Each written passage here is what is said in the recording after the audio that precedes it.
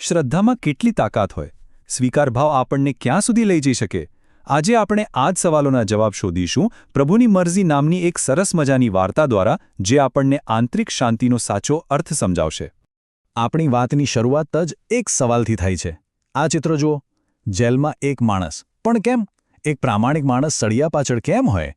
આ દ્રશ્ય જોઈને મનમાં ઘણા સવાલો ઉઠે છે, ખરું ને? તો ચાલો આ વાર્તામાં ઊંડા ઉતરીએ અને સમજીએ કે શ્રદ્ધા અને સ્વીકૃતિમાં કેટલી શક્તિ છુપાયેલી છે. આપણે જોઈશું કે કેવી રીતે અતૂટ વિશ્વાસ ગમે તેવી મુશ્કેલ પરિસ્થિતિમાં પણ એક રસ્તો બતાવી શકે છે. વાર્તાના મુખ્ય પાત્ર છે કરસનભાઈ, સુંદરપુર ગામના એક સીધા-સાધા પણ ખૂબ જ પ્રામાણિક વ્યાપારી. એમની આખી જિંદગી શ્રદ્ધાની શક્તિનું એક જીવંત ઉદાહરણ છે.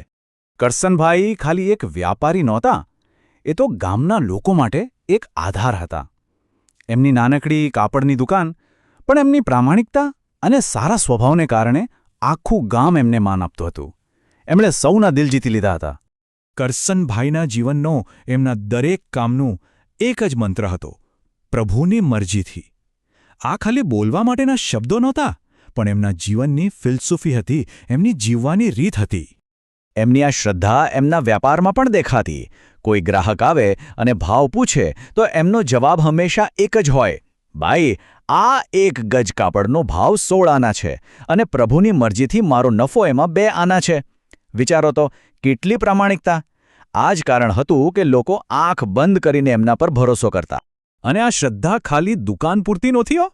દિવસભર કામ કરીને થાક્યા પછી એમની સાંજ તો નક્કી જ હોય. ગામના મંદિરમાં, પ્રભુની ભક્તિમાં. એમના માટે આ રોજનો નિયમ હતો. પણ પછી એક રાત્રે અચાનક બધું જ બદલાઈ ગયું. એક એવી ઘટના બની જેણે કરસનભાઈની શ્રદ્ધાને કસોટી પર ચડાવી દીધી.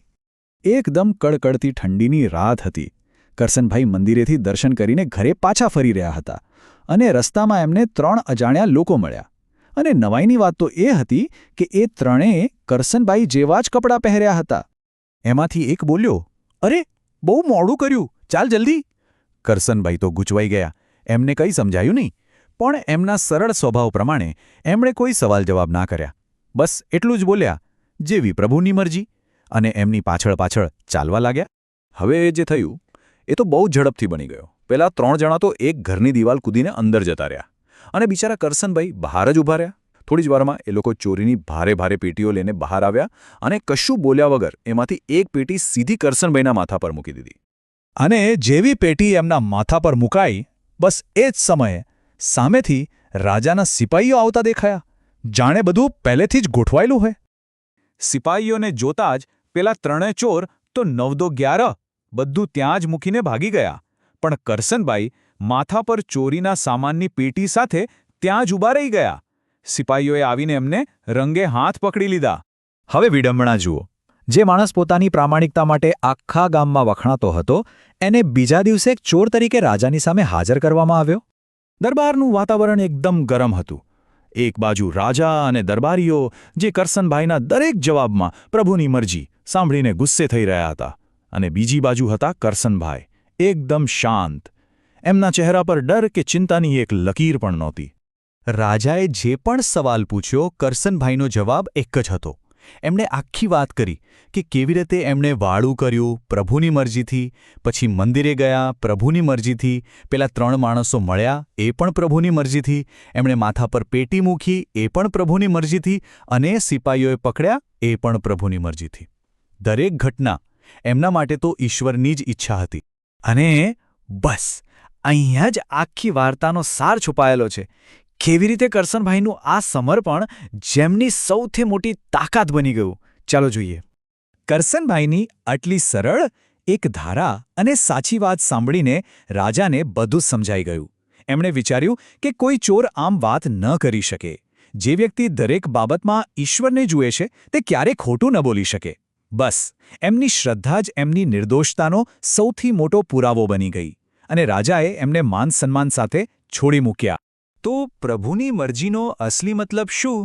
એનો અર્થ હારી જવું કે કશું ન કરવું એવો નથી, બલકે એ તો એક અતૂટ વિશ્વાસ છે કે જે કંઈ પણ થઈ રહ્યું છે એ એક મોટી યોજનાનો ભાગ છે, અને આ જ સમજ આપણને કોઈ પણ હાલતમાં શાંત અને સ્થિર રાખે છે. કરસનભાઈની આ સ્થિરતા અને શાંતિ કોઈ ચમત્કાર નથી. આ શક્તિના મૂળ તો ભગવદ્ ગીતાના ઉપદેશોમાં છે. ગીતામાં કહ્યું છે કે જે વ્યક્તિ હંમેશા મારું સ્મરણ કરે છે એના માટે હું સહેલાઈથી મળી જાઉં છું, કારણ કે એ ભક્તિમાં જોડાયેલો રહે છે. કરસનભાઈનું જીવન આનું જ તો એક ઉત્તમ ઉદાહરણ હતું, એટલે જ એ મુશ્કેલીમાં પણ અડગ રહી શક્યા. એ જ રીતે આ બીજો શ્લોક શીખવે છે કે આપણું દરેક કામ, ભલે એ ખાવાનું હોય, દાન કરવાનું હોય કે બીજું કંઈ, એ પ્રભુને અર્પણ કરીને કરવું જોઈએ. કરશનભાઈ બસ આમ જ જીવતા હતા અને એ જ એમની શાંતિનું રહસ્ય હતું. ટૂંકમાં આ વાર્તા આપણને એ શીખવે છે કે સાચી આઝાદી પરિસ્થિતિને કાબૂમાં કરવાથી નથી મળતી, પણ જેવું છે તેવું સ્વીકાર કરવાથી મળે છે. આ સ્વીકાર ભાવ જ સાચી શાંતિનો દરવાજો ખોલે છે. તો અંતમાં એક સવાલ વિચારવા જેવો છે.